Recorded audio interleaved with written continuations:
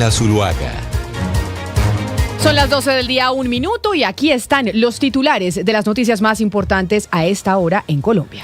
Camila, muy buenas tardes. Mucha atención que el presidente Gustavo Petro firmó el decreto con que el gobierno colombiano responde a Ecuador con un arancel recíproco del 30% a los productos provenientes de ese país. La medida, mucha atención, además restringe el comercio terrestre de varios productos. Y el Ministerio del Trabajo ordenó el cierre de 4 áreas en la planta de Alpina por riesgos críticos para los trabajadores. La medida se tomó al término de la inspección que duró 24 horas en su planta de Sopó. La Superintendencia de Servicios Públicos citó a las compañías generadoras de energía a Bogotá para supervisar toda su gestión ante el nuevo frente frío que generará nuevas emergencias por lluvias en el país. Y pérdidas por más de 10.000 millones de pesos reporta el sector turístico del Urabá antioqueño debido al aumento de lluvias. Medicina Legal confirmó la identificación plena de los restos del cura Camilo Torres luego de una década de análisis forenses y reconstrucción genética. Y el precandidato presidencial Iván Cepeda se defendió de la polémica generada por la presencia de personas con camisetas alusivas a la Coordinadora Nacional Ejército Bolivariano durante un acto de su campaña en el departamento de Nariño. En el departamento de Santander fue capturado el presunto responsable del homicidio de un joven cantante de rap quien recibió varios disparos. Y en noticias internacionales, el presidente Donald Trump hablará de sus logros económicos en el discurso del Estado de la Unión esta noche a las 9 hora colombiana. Además, se espera que se pronuncie sobre la decisión del Tribunal Supremo que anuló parcialmente los aranceles impuestos a otros países. Es noticia en Colombia.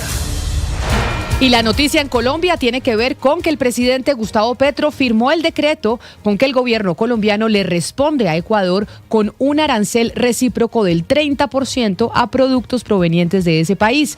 La medida además restringe el comercio terrestre de varios productos como el arroz y el pescado. Catherine Ávila. El gobierno nacional expidió un decreto del Ministerio de Comercio a través del cual impone un arancel recíproco del 30% a 23 partidas arancelarias desagregadas en 73 subpartidas de productos importados desde Ecuador. Restringen además el ingreso por vía terrestre, específicamente por las direcciones seccionales de impuestos y aduanas de Ipiales y Puerto Asís, de arroz y varios productos agropecuarios frescos, peces, camarón y otros productos pesqueros, frutas, hortalizas y productos sensibles como plátano, banano, bocadillo, cebolla, tomate, frijol, maracuyá, coco, aguacatejas, entre otros, además de sustancias y productos químicos que puedan utilizarse para la fabricación de fentanilo. El decreto establece que el incumplimiento dará lugar a aprehensión de mercancías y del medio de transporte sin posibilidad de legalización o reembarque y entra en vigencia al día siguiente de su publicación. Esta medida se adopta, recordemos, en el marco de una guerra arancelaria con Ecuador que impuso un arancel del 30% a productos provenientes de Colombia, argumentando que no había cooperación en las fronteras para la lucha contra el crimen organizado. 12 del día, 4 minutos, y cambiamos de tema porque el Ministerio de Trabajo anunció medidas preventivas en la planta de Alpina en Sopó tras una inspección de casi 24 horas donde se detectaron riesgos graves para la seguridad de los trabajadores y presuntas prácticas contra la libertad sindical. Alejandra Bello, muy buenas tardes. Slobodan, buenas tardes. Pues sí, la cartera laboral ordenó la paralización inmediata y provisional de 4 áreas en la planta de Alpina, ubicada en Sopó, Cundinamarca, tras una inspección en la que se detectaron riesgos inminentes para la vida y la salud de los trabajadores. La decisión fue confirmada por la viceministra de Relaciones Laborales e Inspección, Sandra Muñoz, quien señaló que la Unidad Especial de Investigaciones encontró fallas técnicas graves. Primero, encontramos fugas en calderas de vapor. Segundo, encontramos tanques con peligro por soda cáustica y ácido nítrico. Y tercero, identificamos altas temperaturas. Según el ministerio, estas condiciones representan un riesgo directo para la integridad física del personal, por lo que se ordenó el sellamiento preventivo de 4 áreas críticas. Además, durante la diligencia se impuso una medida preventiva por presuntos actos de persecución sindical. La viceministra advirtió que Alpina no podrá tomar represalias contra los trabajadores que colaboraron con las autoridades. Está pasando en Colombia. Y en Colombia, la Superintendencia de Servicios Públicos citó a las compañías generadoras de energía a Bogotá para supervisar toda su gestión en medio del frente frío que ha dejado fuertes afectaciones por las lluvias en el país. Laura Olarte. La Superintendencia de Servicios Públicos Domiciliarios anunció que intensificó la vigilancia sobre las principales generadoras hidroeléctricas del país en medio de la temporada de lluvias atípicas que se viven en estos momentos. El objetivo principal es supervisar la gestión financiera, técnica y administrativa de las empresas para así poder garantizar el cumplimiento de la regulación, la continuidad del servicio de la energía y por supuesto también la protección de los usuarios.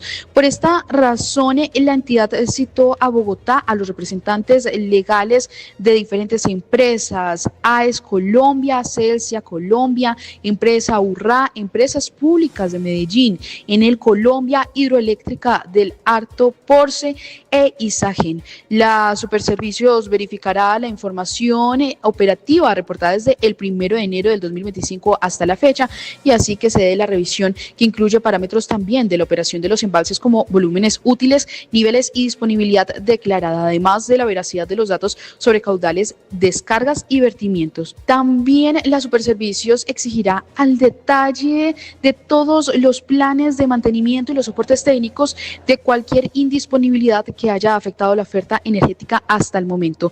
Y finalmente, la entidad supervisará los modelos técnicos utilizados para la toma de decisiones y la formación de precios con el fin de asegurar que respondan a las actuales condiciones hidrológicas que se viven en el país y que por supuesto también se garantice la transparencia del sector eléctrico. Es noticia en Antioquia. Y más de 10.000 millones de pesos en pérdidas económicas se han reportado en el sector turístico de la región del Urabá en Antioquia debido a las emergencias precisamente por las lluvias. En Medellín, Héctor David Santamaría. Las fuertes lluvias que incluso siguen azotando al Urabá antioqueño ya han dejado graves afectaciones a miles de familias, pero el sector turístico no ha sido ajeno. La Corporación Turística Urabá Darién Caribe aseguró que municipios como Turbo, San Juan de Urabá, Arboletes o San Pedro Urabá se han visto sumamente afectados por daños en vías y la infraestructura turística. La directora ejecutiva es Karen Martínez. Más de 600 prestadores de servicio turístico hoy están en riesgo. Más de un 50% de estos prestadores con sus establecimientos temporalmente cerrado. En cuanto a la ocupación hotelera, hemos reducido en un 85%. Además, unas 1.800 reservas han sido canceladas. Se ha disminuido en cerca del 70% la llegada de turistas a la región y hoy hay cerca de 3.000 empleos que están afectados y en riesgo.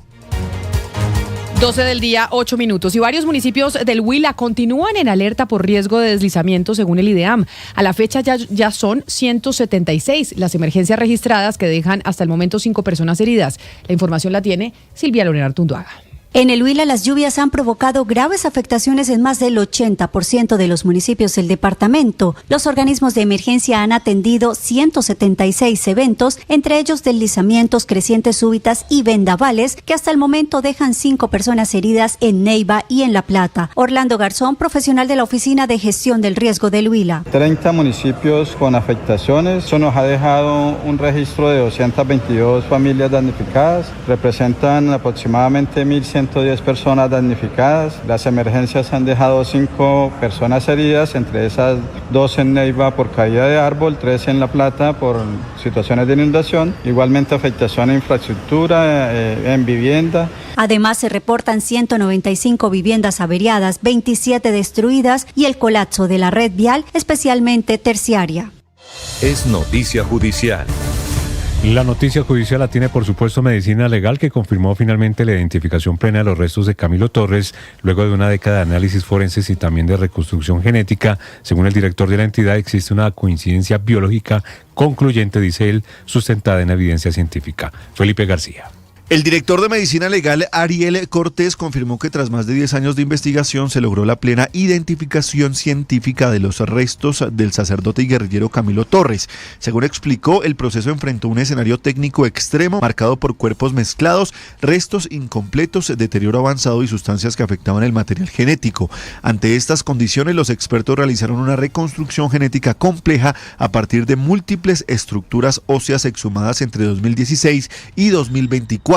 La investigación incluyó muestras de linaje materno obtenidas de familiares directos. Estas fueron trabajadas en laboratorios especializados tras exhumaciones realizadas en Bogotá y La Habana, en Cuba, lo que permitió establecer la vinculación genética mediante comparación de perfiles mitocondriales. Esto dijo el director de Medicina Legal.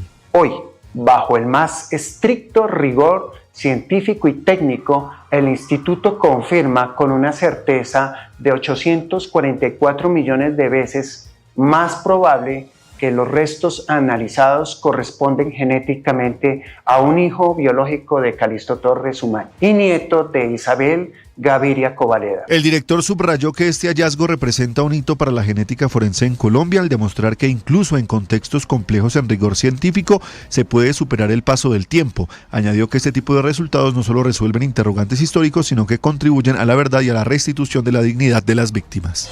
Es noticia política. En noticias políticas, el precandidato presidencial Iván Cepeda respondió a la polémica generada por la presencia de personas con camisetas alusivas a la Coordinadora Nacional Ejército Bolivariano, que son las disidencias de las FARC, durante un acto de su campaña en Tumaco, en Nariño, y aseguró que solicitó su captura inmediata. Caterina Ávila. En medio de sus actos de campaña en Tumaco, Nariño, hubo presencia de varias personas portando camisetas alusivas a la Coordinadora Nacional Ejército Bolivariano, una de las disidencias de las FARC que se desintegró de la Segunda Marquetalia. El candidato Iván Cepeda dio explicaciones y aseguró que él mismo reportó a las autoridades sobre este hecho. E inmediatamente tuve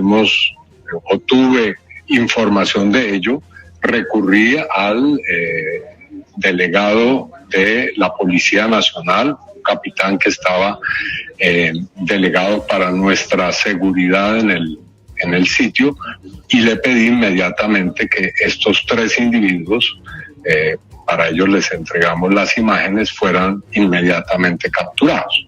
Hasta ahora no hemos tenido respuesta frente a esa solicitud, pero evidentemente este es un hecho que a nuestro modo de ver debe ser investigado y esclarecido plenamente. El candidato aseguró que él también tiene un riesgo en materia de seguridad y que no es cierto que sea el único candidato que puede moverse por el territorio nacional sin tener temor a represalias de grupos armados. La presencia de miembros de este grupo armado en eventos públicos ocurre en medio de un contexto de fortalecimiento de estas estructuras disidentes. La Coordinadora Nacional Ejército Bolivariano creció un 25% en 2023, mientras que el autodenominado Estado Mayor Central aumentó 23% y el ELN un 9% en comparación con cifras registradas en 2022.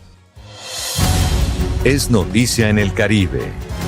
Y en el departamento del Magdalena, la gobernación lanzó una alerta por la deuda que mantienen varias EPS con la red pública hospitalaria de esta región. Según el último reporte, la cartera ya supera los 300.000 millones de pesos. William Agudelo. La gobernadora del Magdalena, Margarita Guerra, advirtió que la situación financiera de los hospitales se está volviendo insostenible por la falta de pago de las EPS. De acuerdo con el informe oficial, la deuda total asciende a 304.264 millones de pesos y de ese monto, 154.870 millones llevan más de un año en mora. La gobernadora Guerra pidió al Ministerio de Salud intervenir. Esto dijo. Y por más inversiones, señor ministro, que le agradecemos, pero ese plan que tienen muchas EPS, con los hospitales departamentales, hasta con las clínicas privadas de nuestro departamento, están llevando a que el sistema de salud pueda colapsar. En el listado de mayores deudores aparece Ecosalud y Nueva EPS. La gobernación anunció acciones administrativas y legales para proteger la red pública y garantizar el servicio de salud a los magdalenenses. Es noticia en el Valle.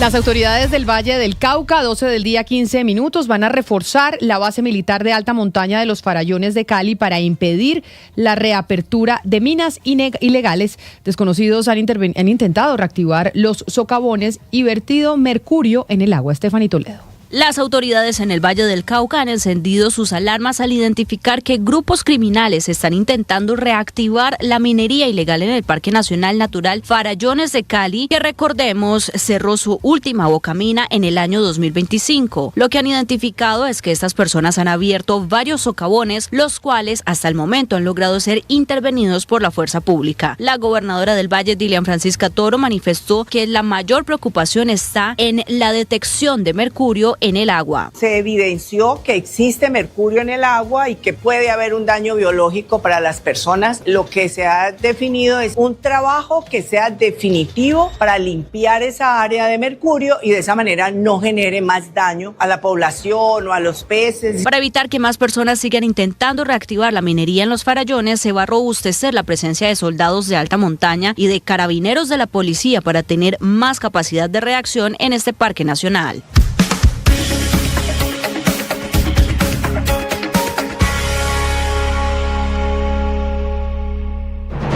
que es noticia en Bogotá, Medellín, Cali, Barranquilla, Bucaramanga. En Mañanas Blue le contamos lo que es noticia en Colombia y el mundo. Dirige Camila Zuluaga. Y continuamos con las noticias del mundo, 12 del día, 16 minutos. Hoy el presidente de los Estados Unidos, Donald Trump, presumirá de sus logros económicos en el discurso del Estado de la Unión. Además, se espera que se refiera en su discurso a la decisión del Tribunal Supremo contra su política económica al anular parcialmente los aranceles. Juanita Troncoso.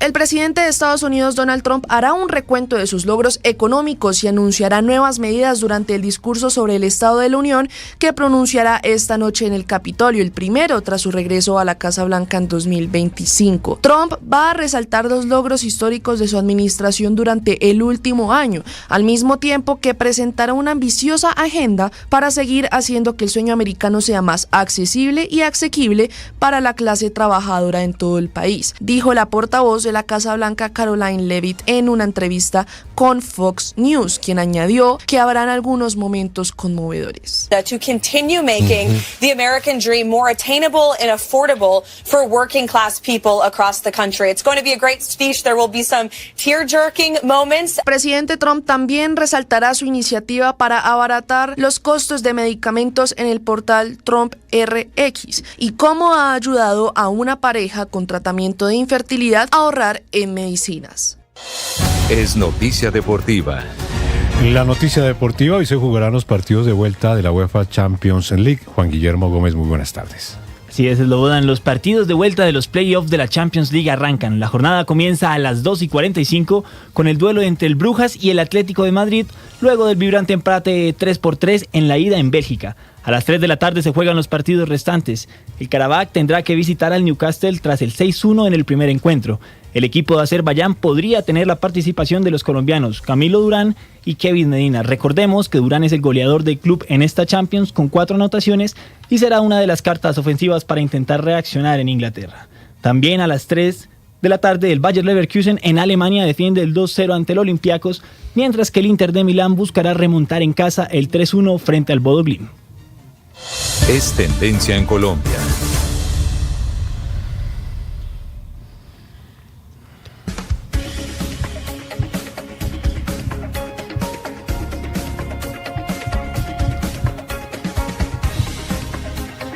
Y es tendencia en redes sociales en Colombia la cantante Juliana Velázquez por su concierto en el Movistar Arena este domingo, cerrando su gira nacional. Laura Guerrero. Así es, Camila, es tendencia en Colombia la artista Juliana tras convertirse en la primera mujer bogotana en hacer 2 Movistar Arena en su concierto La Última Noche de la Pista.